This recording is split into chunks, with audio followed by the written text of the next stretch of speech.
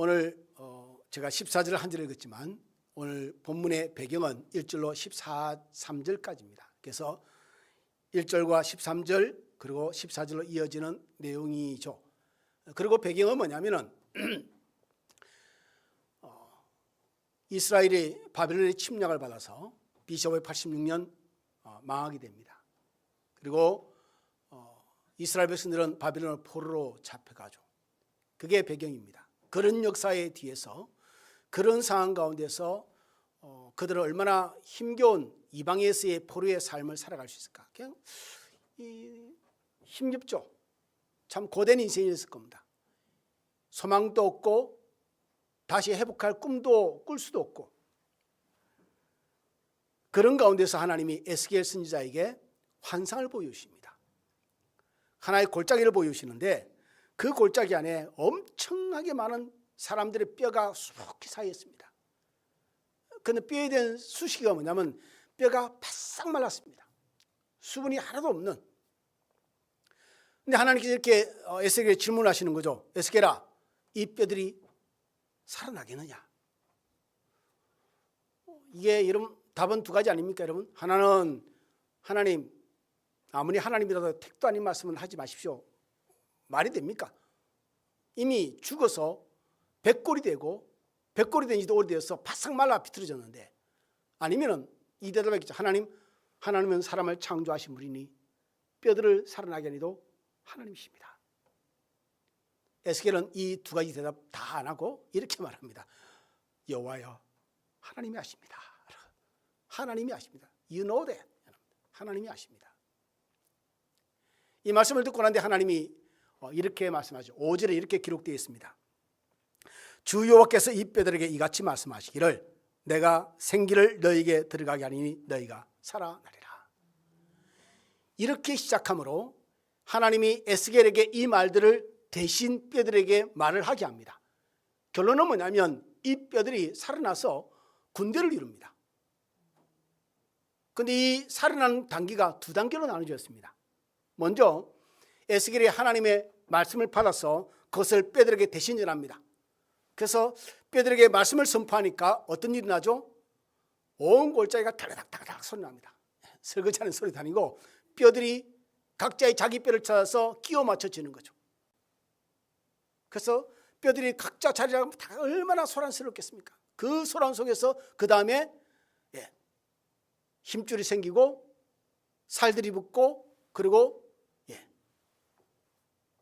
사람들의 표피가 생겨나고 사람의 완전한 형태를 갖추게 됩니다. 이게 1단계입니다. 뼈가 사람의 형태를 완전히 갖추었음에도 불구하고 살아난 건 아니죠. 하나님의 말씀 뭐죠? 내가 너희로 살아나게 하라 했습니다. 그 다음에 하나님 말씀하시죠. 에스겔아, 너는 생기들의 면에서 생기가 그들 속에 들어가게 해서 살아나게 할지어다. 에스겔은 명합니다. 생기들이요 사람들 속에 들어가서 살아날지어다. 성경은 말합니다. 생기가 그 속에 들어가니 살아났더라라고 합니다. 이게 두 단계입니다. 하나는 말씀을 선포해서 사람의 형태를 갖추는 것과 두 번째는 생기가 들어가서 비로소 살아있게 되는 역사가 일어나는 것. 여기서 여러분 생기라고 하는 것은 히브리어로 루아흐라고 합니다. 루아흐. 이 루아흐가 한국에는 없는 발음입니다. 사실은 저도 발음이 제대로 안 되는데 루아흐입니다. 이게 헬라어로는 푸뉴마는 여러분 많이 들어봤을 겁니다. 이게 영입니다. 바람, 호흡 혹은 성령을 푸뉴마라고 합니다. 말씀으로 해서 선포했을 때 사람의 형태는 갖추었고 그럴듯한 모습은 됐지만 생명이 없습니다. 오늘 전하는 말씀의 제목을 가지고 연결해서 말한다면 그 생기가 없는 그 많은 사람들 속에 하나님의 성령이 들어가니 생기가 들어가니 루아흐, 푸뉴마가 들어가니 그가 살아나게 되었더라. 할렐루야. 그런데 역사는 뭐냐면 살리는 역사는 뭐냐면 하나님의 성령이 그 속에 들어가서 그 성령이 일들을 행해야 비로소 살아나는 역사가 일어나게 되는 것이죠. 여러분 에스겔서 37장 12절에 이렇게 기록되어 있습니다. 주 여호와께서 이같이 말씀하기를 내 백성들아 내가 너희 무덤을 열고 너희로 거기에서 나오게 하고 이스라엘 땅으로 들어가게 하리라. 여기서 무덤은 뭐냐면 바벨론입니다. 바벨론의 문을 열어 제끼고 너희를 예루살렘으로 다시 고국 땅으로 다시 돌아오게 해주겠다. 이게 하나님이 이스라엘 향한 포로로 되어 있는 이스라엘 향한 하나님의 뜻이고 하나님의 의지고 하나님의 계획입니다. 그것을 밝히는 거죠. 오늘 본 말씀을 제가 다시 한번 읽겠습니다. 내가 또 내 영을 너희 속에 두어 너희가 살아나게 하고 내가 또 너희를 너희 고국 땅에 두리니 나 여호와가 이 일을 말하고 이룬 줄을 너희가 알리라. 여호와의 말씀이라. 여기도 똑같은 메시지가 있습니다. 너희를 고국 땅에 두리라. 너희를 예루살렘으로 다시 돌아오게 해주겠다. 근데 여기서 말이죠, 여러분, 하나님이 원하시는 가장 중요한 계획과 의도와 뜻은 뭐냐면 내가 너희를 살려놓을 것이다. 할렐루야. 이게 중요한 거죠. 이게 중요한 겁니다. 하나님의 성령이 이스라엘 백성들 가운데 운행을 해서 들어가서 너희로 하여금 하나님의 백성으로서 백성답게 회복하는 모습을 갖게 해주고 싶다는 거죠. 그렇게 되기를 소망한다는 겁니다. 정치적 회복도 중요하죠. 바벨론에서 풀려나서 정치적 주권을 회복하고 땅을 회복하고 그들의 국가를 세우고 조직을 갖추고 경제가 활발해서 이런 부강을 이루고, 근데 여러분 그러면 뭐합니까? 이런 왜 이스라엘 백성들이 바벨론에 침략을 당하고 멸망을 당하고 성전이 파괴되고 그리고 바벨론에 포로 잡혀갔습니까? 딱 하나죠. 하나님께 범죄했기 때문에. 그러니 그들이 정치적 주권을 회복하고 땅을 회복하고 자기 집으로 돌아간다 할지라도 똑같은 형태의 모습을 가진다면 그들의 회복이 무슨 회복이겠습니까? 의미 없다는 것이죠. 여기서 내가 너희를 살리겠다는 말은 의미가 뭐냐면 하나님의 백성으로서 온전한 모습을 회복시키겠다는 의미입니다. 하나님의 백성다운 모습, 다시 말하면 깨어진 하나님과의 관계를 바로 회복시키겠다는 하나님의 의지가 들어있는 것이 가장 중요한 것이겠죠. 에스겔서 36장 26절 27절에 이미 하나님이 그 의지를 보이셨습니다. 이렇게 기록되어 있죠. 새 영을 너희 속에 두고 새 마음을 너희에게 주되 너희 육신에서 굳은 마음을 제거하고 부드러운 마음을 줄 것이며 또 내 영을 너희 속에 두어 너희로 내 율례를 행하게 하리니 너희가 내 규례를 지켜 행할지라. 이게 하나님 원하시는 모습이죠. 하나님의 영이 너희 가운데 들어가서 너희 가운데 있는 악하고 추하고 완악한 마음을 부드럽게 해서 제하여 버리고 너와 너의 관계를 바르게 회복시키겠다. 근데 그 일을 더불어서 하나의 제2의 목적이 뭐냐면 그들을 고국 땅으로 돌아오게 하는 것이겠죠. 그러니까 궁극적인 가장 중요한 하나님이 이스라엘 백성을 향한 뜻은 뭐냐면 내가 너희 하나님이 되고 너희는 내 백성이 되리라. 나중에 이런 30장 후반절에 오면 이 말씀이 계속 등장합니다. 너희는 내 백성이 되리라. 나는 너희 하나님 되리라. 그러니 하나님의 진짜 바라는 것은 주권을 회복하고 정치적을 주권을 회복하고 땅을 회복하고 고향으로 돌아가고 자유를 회복하고 이게 아니라 하나님과 관계의 회복인 것이죠. 여러분 우리가 한번 생뚱맞은 질문이지만 이렇게 스스로에게 질문해 봅시다. 하나님은 정말 내 인생에 관심이 있을까? 하나님은 내 사업에 관심이 있을까? 하나님은 내 직장 생활에 하나님 관심이 있을까? 하나님은 내 남편에 대해서, 내 아내에 대해서, 내 자식에 대해서, 내 건강에 대해서, 내 노후에 대해서 하나님은 관심이 있을까? 대답은 당연히 관심이 있죠. 당연히 관심이 있죠. 오늘 우리 양 집사님이 기도 가운데 말씀하시지만 하나님의 마음은 뭡니까? 사랑하는 자여 내 영혼이 잘된 같이 내가 범사에 잘되고 내가 강건하기를 내가 원하노라. 영혼이 잘되는 게 문제입니다, 여러분. 그리고 범사도 그리고 건강도 하나님의 목적 가운데 하나님의 계획 가운데 뜻 가운데 의지 가운데 담겨있는 부분인 것들이죠. 문제는 뭐냐면 하나님 우리의 인생의 모든 전반에 관심도 있고 잘되기를 바라지만 가장 중요한 것은 우리의 영성입니다. 영성. 하나님과의 관계인 것이죠. 이게 무너지고 다른 게 잘 되면 그것이 복이 아니고 화가 되는 경우가 허다하게 많습니다. 그러니 우리도 만약에 하나님과의 관계가 우리의 삶에 가장 에너지를 소비해야 되는 부분인데 엉뚱한 것들을 우리의 에너지를 소비하고 우선순위가 바뀌어 있다면 하나님이 굉장히 불편해 하시겠죠.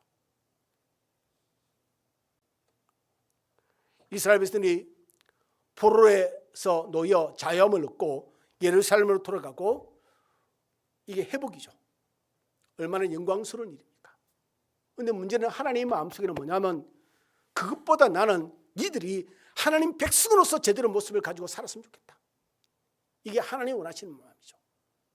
이때나 지금이나 똑같습니다. 이때나 지금이나 하나님은 우리를 향한 마음이 너희들이 사별 잘 되는 것도 내가 원하고 직장생활도 잘 되는 걸 원하고 건강하기를 원하고 자식도 가정도 삶도 다 잘 되기를 원하지만 가장 내가 원하는 것은 너희의 영이 내 영과 소통이 있고 나와의 관계가 올바로 정립되기를 원한다. 나를 가까이 하는 자가 되기를 원한다. 이게 하나님이 가장 원하시는 부분인 것이죠. 그래서 2025년은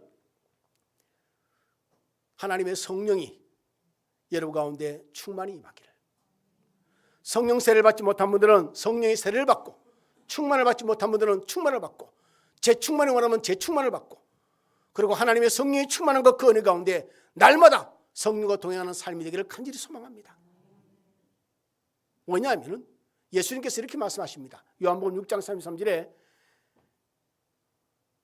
63절이죠. 6장 63절에 살리는 것은 영이니 육신은 무익하다. 그러니 우리가 하나님 앞에서 산다는 표현을 쓰고 회복이라는 표현을 쓸 때는 하나님 외에는 하나님의 성령이 도우지 않고는 불가능하다. 우리가 회복되고 치유되고 하나님에서 살아나는 반드시 우리 안에 하나님의 성령의 역사가 일어나야 가능한 일이 된다는 것이죠. 그러니 우리는 매일 뭘 해야 됩니까? 이 성령의 도우심을 매일 구해야 됩니다. 시시때때로 성령께서 내 생각을 주관하여 주시기를, 내 생각을 걸러주시기를, 내 생각이 옳은지 판단이 옳은지 결단이 옳은지를 주장하여 주시기를, 나를 향한 하나님의 뜻이 무엇인지 이 세상을 바라보면서 잘 분별해서 내가 하나님의 뜻을 잘 판단할 수 있기를, 하나님의 성령이 내 발걸음을 하나님께로 잘 인도해 주시기를. 여러분, 저를 포함해서 대부분의 신자, 아니 모든 신자들은 하나님의 뜻대로 살고 싶어 하죠. 하나님의 뜻대로 살고 싶어 합니다. 그런데 여러분, 우리의 소망과 바람과는 달리 우리는 하루 12번 또 마음이 더 바뀝니다. 상황에 따라서, 내 기분에 따라서, 그리고 나와 함께 있는 사람들에 의해서 내가 계속 바뀌게 되죠. 이게 사람입니다. 오죽하면 작심삼일이라는 말이 우리나라에 있겠습니까? 결심을 할 때는 대단한 결심을 했을 거 아닙니까? 그죠? 오늘부터 내가 정말 담배를 끊을 거야. 근데 여러분, 쉽지가 않습니다. 오늘부터 내가 술을 끊을 거야. 오늘부터 내가 정말 더러운 생각들은 안 하고 살아야지. 이 죄들은 끊어야지. 쉽지가 않습니다. 오늘부터 내가 성경을 읽어서 올 한 해는 꼭 1등을 해야지. 창세기를 못 넘어가요. 창세기 하는데 레위기에서는 딱 멈추죠, 여러분. 근데 여러분 허다합니다. 왜 그렇습니까, 여러분? 자, 한번 스스로 질문해 봅시다. 내 마음은 내 것일까? 누구 것일까? 내 것이면 내 마음대로 내가 통제할 수 있어야 되죠. 자기의 마음을 제대로 통제하지 못하면서 우리는 이렇게 말, 내 마음 내 것이라 말합니다. 내 마음을 내 것이라 그럽니다. 과연 내 마음이 내 것일까? 그러나 여러분, 이런 마음을 믿지 마십시오. 내 육신을 만드시고 내 안에 생기를 불어넣으셔서 나를 살아나게 하신 하나님, 내 마음에 자유의지를 주셔서 스스로 하나님을 선택하시로 길을 의도하시는 하나님. 그런데 이 마음을 흘러가는 대로 놓아두면 이 마음은 결국은 죄밖에 없습니다. 그것이 우리의 마음, 우리가 가진 이 마음의 정체입니다.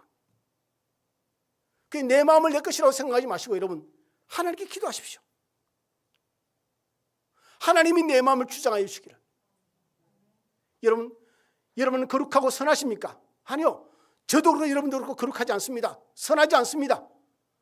우리의 마음에 느끼는 대로 동하는 대로 흘러간 말이죠. 죄밖에 없습니다. 그것이 우리의 마음입니다. 여러분 로마서 1장에 뭐라고 기록되어 있죠? 24절에 이렇게 기록되어 있습니다. 하나님께서 그들을 마음의 정욕대로 더러움에 내버려 두사 그들의 몸을 서로 욕되게 하게 하셨으니, 이 말의 뜻이 뭐냐면, 오해하기 쉬운데 이 말의 뜻이 뭐냐면, 하나님이 우리의 마음이 흘러가는 것을 간섭하지 않고 그대로 놓아두었더니 그들은 서로를 욕되게 하고 죄를 범하였다, 이 뜻입니다. 그러니 하나님 우리의 마음을 간섭하지 않으면 우리의 길은 결국 죄밖에 없습니다. 그게 우리의 마음이라고요. 그런데 이 마음조차도 통제하지 못합니다. 내 마음이 내 게 아닙니다. 그러니 우리의 마음을 어떻게 해야 됩니까? 성령의 도우심을 받아요. 하나님, 성령이 내 안에 계시오니 하나님의 성령이 내게 임하셔서 내 마음을 다스려 주옵소서, 지켜주시옵소서, 바스권을 세워주시옵소서.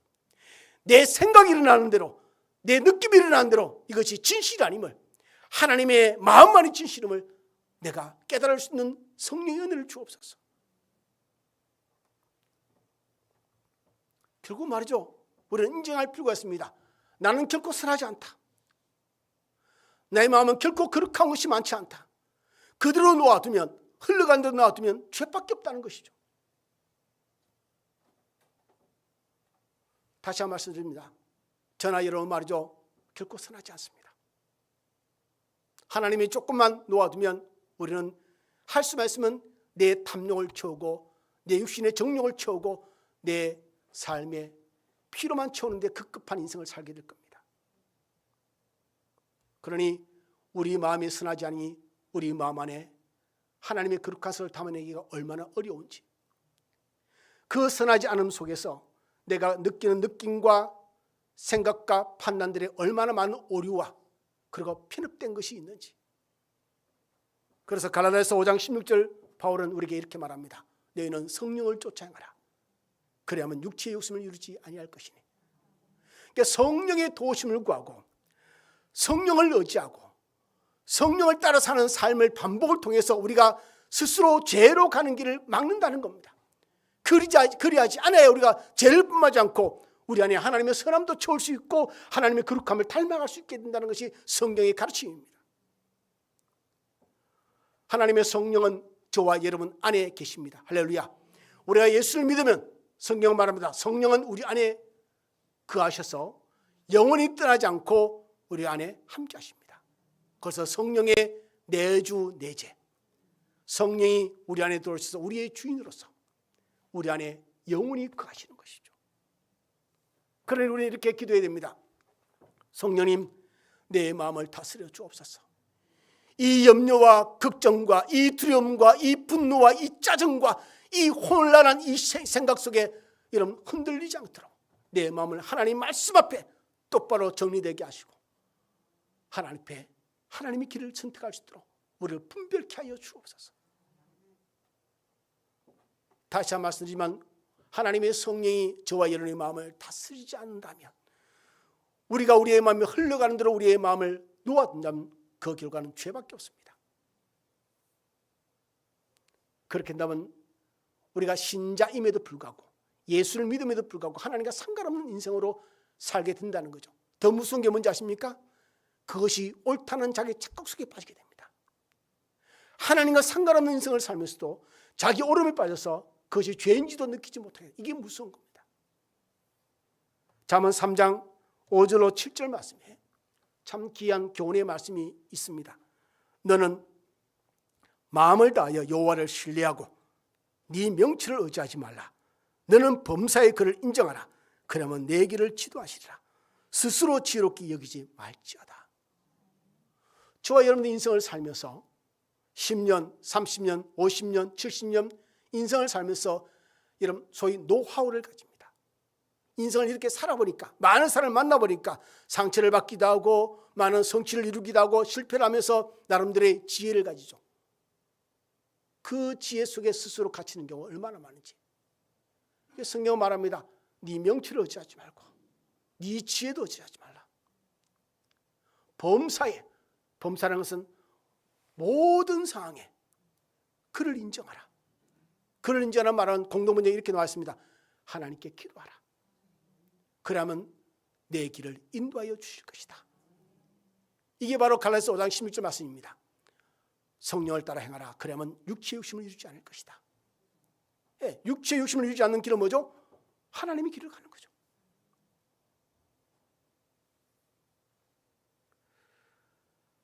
다시 한 번 말씀드립니다. 저의 마음도 선하지 않고 여러분의 마음도 선하지 않습니다. 어떤 경우는 선한 척, 선하게 보이고 싶을 뿐인 마음이 사실은 우리의 속마음일지 모르겠습니다. 우리의 감정과 판단은 많은 부분에 오류가 있고 어리석기도 하고 편협됩니다.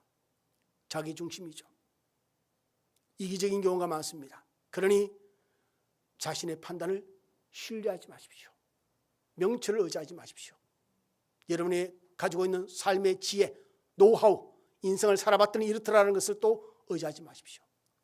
순간순간 하나님의 성령의 도우심을 구하십시오. 순간순간 하나님의 성령이 내 안에 내 마음을 주장하여 주시고 지켜주시기를, 하나님의 성령이 내 안에서 역사하여 주셔서 하나님의 생명을 솟음케 하고 회복과 치유와 하나님의 의의 길을 선택할 수 있는 길을 갈 수 있도록 여러분 도움을 구하시기를 주님으로 축원드립니다. 그러니 날마다 성령께 지혜를 구하고, 날마다 성령께 용기를 구하고, 날마다 성령께 하나님의 도우심을 구하시기를 바랍니다. 성령님만이 이 일을 우리 가운데 할 수 있습니다.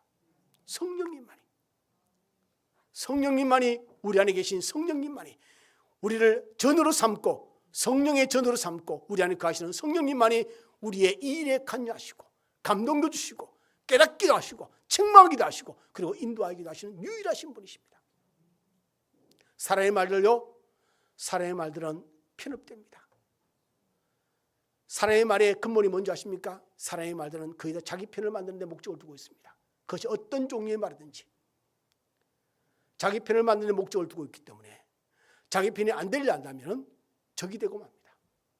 내 말을 듣지 않으면 저 사람은 내 말을 안 듣는 사람이니까 이렇게 치워져 버리겠죠.